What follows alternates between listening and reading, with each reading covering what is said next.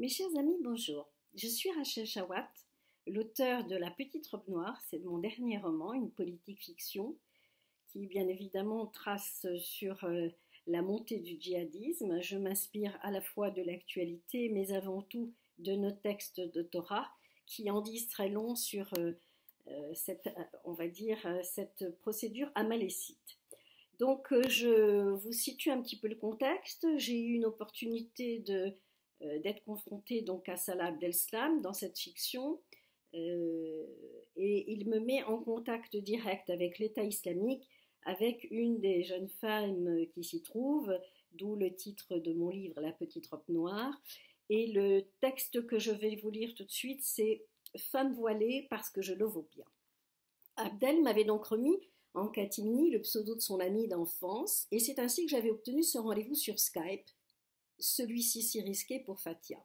Elle qui avait épousé la cause de l'État islamique par conviction 3 ans auparavant, elle qui, également originaire de Molenbeek, avait cru à cette potentielle action humanitaire ce jour où les djihadistes l'avaient contactée via Facebook.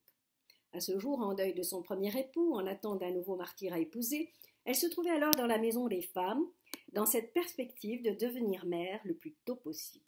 Elle avait pu obtenir cette connexion si dangereuse pour elle, pour me parler de son choix, celui d'y rester dans cet endroit si particulier, mais surtout en vue de prendre des nouvelles de sa famille, comme promis selon notre accord via Gmail, certaine pour ma part d'être ainsi protégée par la CIA, le Mossad, voire la DGSE.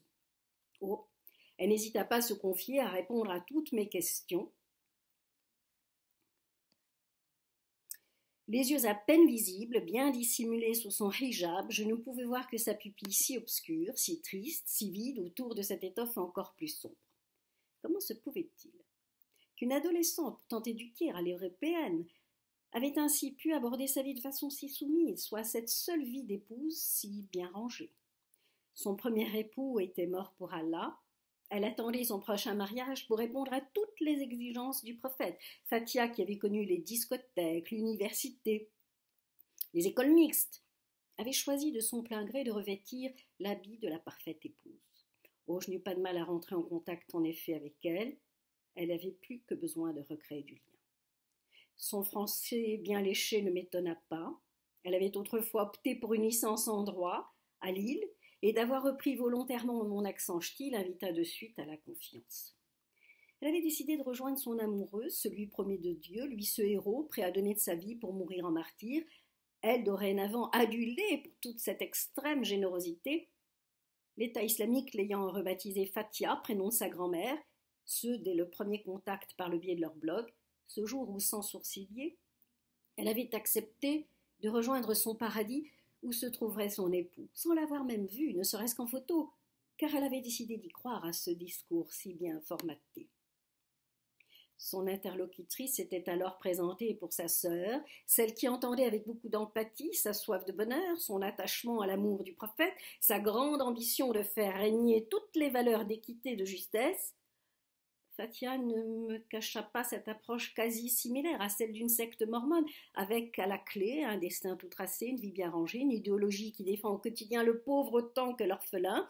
Étrangement, elle avait accordé un entier crédit à tout ce discours feutré, celui qui invite au voyage, un peu comme quand on se choisit une destination de rêve pour un séjour touristique en un clic sur la toile.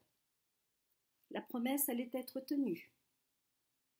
Appartement, mari, enfant, tout clé en main, et encore là, prostrée face à son écran comme hypnotisée, elle se convainquait que le périple en valait le détour. Oh, rien n'avait été laissé au hasard. Le I savait tout sur ses projets, son ambition, sa soif d'égalité. On lui avait même fait miroiter un poste important dans la justice, vu son niveau d'études. Elle y avait prêté tant d'attention.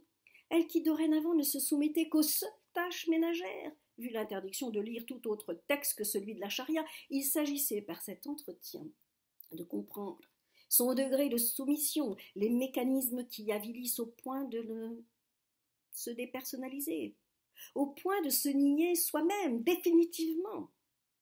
Fatia m'apparut comme ces drogués en manque d'herbes soporisantes qui se laissent bercer juste par l'instant comme quasi décorporeux au-delà d'eux-mêmes, pourvu que la dose soit plus forte chaque jour.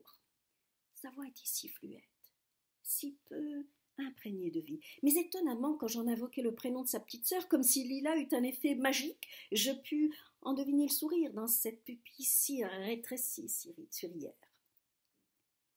Elle entendait que je rassure sa famille, quand bien même elle ne le reverrait jamais. Ainsi privée de son passeport et sans un nouveau mari, elle n'aurait donc aucune possibilité d'y revenir à Molenbeek. Et puis de toute façon, souligna-t-elle, sa vie était ici dorénavant, car elle y tenait à cet enfant, ce seul espoir. Ce premier contact avait été succinct, par crainte d'être punie, voire mutilée si d'aventure quelqu'un venait à lui parler. C'est certain, elle serait châtiée.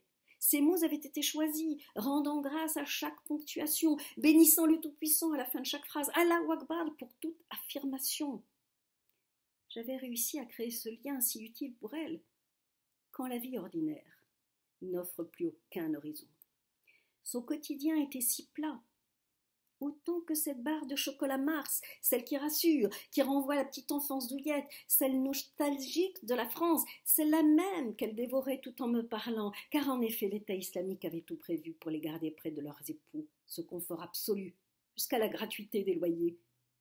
Car qui irait grossir les rangs des combattants si ce ne sont ces femmes venues un peu comme au pays de Deutschland pour fabriquer du soldat bon marché? Les habits, la maroquinerie de luxe, jusqu'aux sous-vêtements de texture soyeuse, tout était mis au point pour éviter l'envie du retour. Fatia n'eut pas de difficulté à se raconter, faisant avec moi le tour de son quotidien ô combien restreint, banal. Elle qui avait envisagé une carrière d'avocate quand elle était encore à Lille, s'était fourvoyée pour le choix de la petite robe noire.